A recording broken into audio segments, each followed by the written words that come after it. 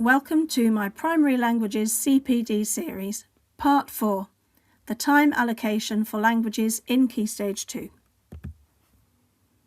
My name is Claire Seckham and I'm a languages teacher and independent consultant. You can read more about what I have to say about primary languages on my blog, and you can see its URL on the screen. Any resources that I show you, you'll be able to find on my website, which is called Lightbulb Languages. So our big question is, what is the time allocation for languages in Key Stage 2? The short answer is that there is not a time allocation for languages in Key Stage 2, just as there isn't for any of the other foundation subjects. In 2014, the DFE said, in an online discussion organised by the TES, that we trust schools to timetable subjects in the most effective way. And this is indeed what has happened. Schools have each made their own decisions, and now there is significant disparity between schools. How much time should schools be dedicating to foreign language learning? How much input should children have to enable them to make the substantial progress in one language that's required by the national curriculum? Let's have a look at what's been said. The Key Stage 2 Framework for Languages was published in 2005, and the government put a lot of money into a training programme to show teachers how best to use it. Following the general election in 2010, it became officially obsolete, but it's still a useful document and it's still worth our while to refer to it. It makes this recommendation. The framework works on the basis that schools will plan for no less than 60 minutes per week of dedicated language time. It then goes on to say that this doesn't have to be a 1-hour block during the school week and could be split into a few shorter sessions over the week. The framework says later on that schools can build up the 1 hour a week through a combination of dedicated language lessons, cross-curricular work, and using the language for real purposes in daily classroom routines. This is potentially a lot easier for some schools than finding a single-hour block during the week. The 2015 Language Trends report has this table to show different schools' time allocations for Key Stage 2 languages. We can see that the majority of schools at that time were dedicating between 30 and 45 minutes a week to language teaching. 10 years on, the 2025 Language Trends report quotes time as one of the major barriers to success in primary language learning. In March 2019, Ripple, the Research in Primary Languages group, published their white paper called Primary Languages Policy in England, The Way Forward. It has 10 recommendations, the first of which was this regarding to time allocation.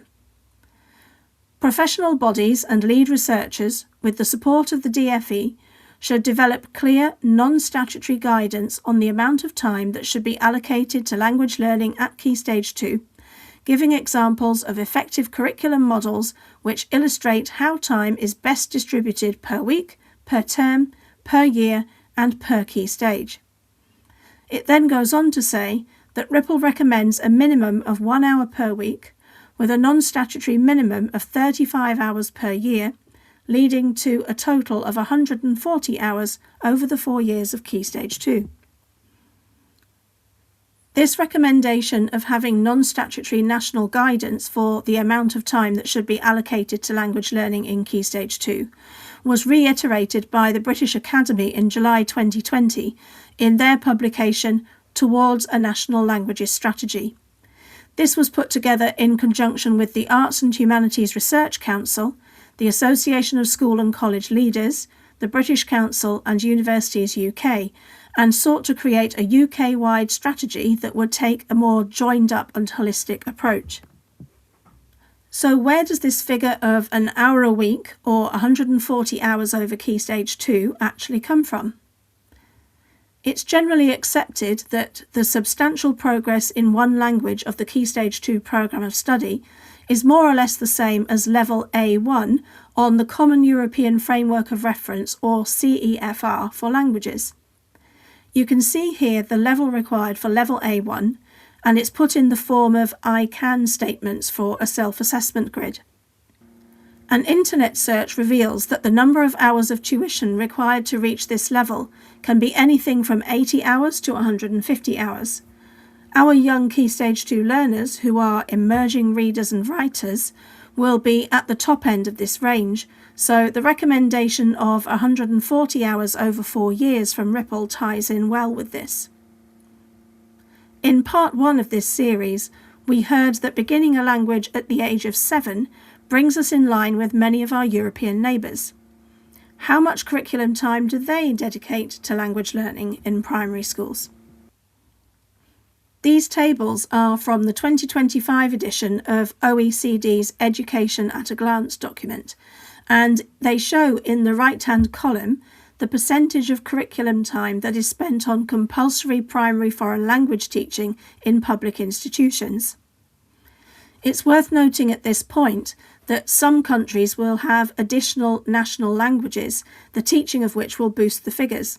For example, the 11% quoted for Spain will be not only the foreign language, which is usually English, but also other national languages such as Catalan and Galician, which are taught to children who live in those geographical areas alongside Spanish and the foreign languages.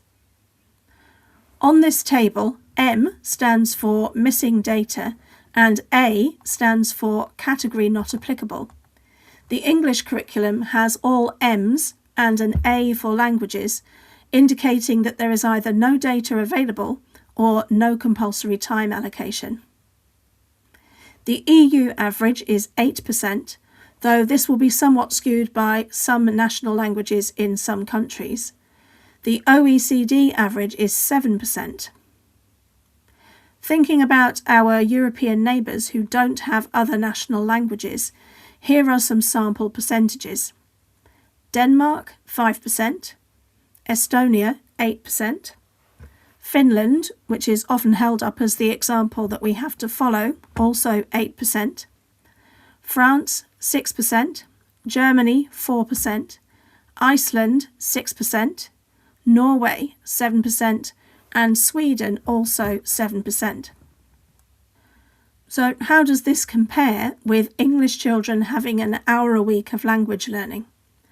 Well, the government's minimum expectation for schools in England is 32.5 hours a week. 1 hour a week works out as just over 3% of that time, while 30 minutes is only 1.5% of that time. So yes, this time does include lunch and break times, but we're still well below the majority of our European counterparts. And it's these European counterparts who will be among the competition for jobs when our pupils reach the age for applications.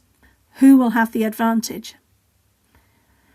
I appreciate that it is difficult for primary schools to fit everything into a jam-packed curriculum where there are many subjects requiring their time. For example, the new model music curriculum recommends an hour a week, and children are required to have 2 hours of PE a week. The 2025 Curriculum and Assessment Review says that teaching time is a factor affecting the take-up and outcomes of languages, with some primary pupils receiving less than 30 minutes a week and many secondary students receiving less than 2 hours a week, despite evidence showing more time is needed to make significant progress.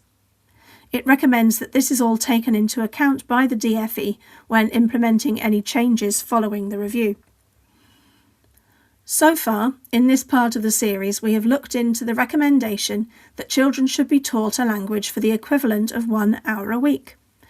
In part 1 of this series, we clarified that language learning needs to take place in all 4 years of Key Stage 2. We also looked into the assumption that younger children learn languages best, and found that often the amount of contact time will lead to better progress than the age that children start learning. The Language Trends reports state, and it's often heard anecdotally as well, that some schools do not teach a language in years 3, 4 and 5, choosing to leave it all to year 6 after SATs have finished. Another pattern is sometimes only teaching a language every other half term.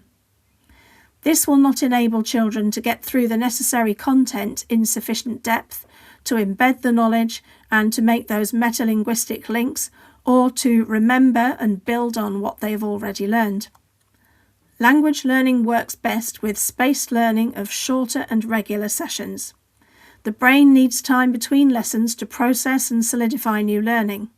Shorter, more frequent lessons reduce the possibility of the brain being overloaded with too much information all at once. This is why the pattern mentioned before of 1 30 to 40 minute lesson and 5 to 10 minute timetable sessions on the other days works well. You're probably familiar with the Ebbinghaus forgetting curve. It shows how retention rapidly declines over time unless the learning is actively revisited and reinforced, with the steepest drop occurring soon after the learning. This curve illustrates that without regular revisiting, we forget a significant portion of new knowledge quickly, but spaced repetition, reviewing at intervals, can significantly slow this forgetting and strengthens the long-term memory. This presents a strong argument for having frequent language lessons.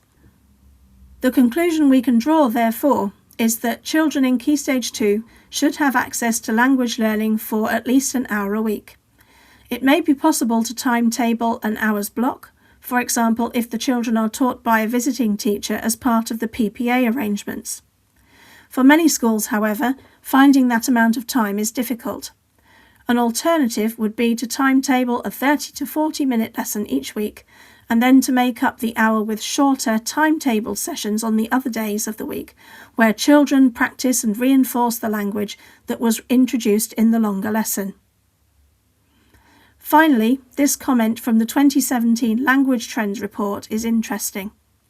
It says that there appears to be a positive relationship between attainment quintile and the time spent on languages. The higher the attainment quintile of the school, the more time they are likely to spend on languages. So children who spend more time on language learning might just do better all round. We will delve further into primary languages in the next videos.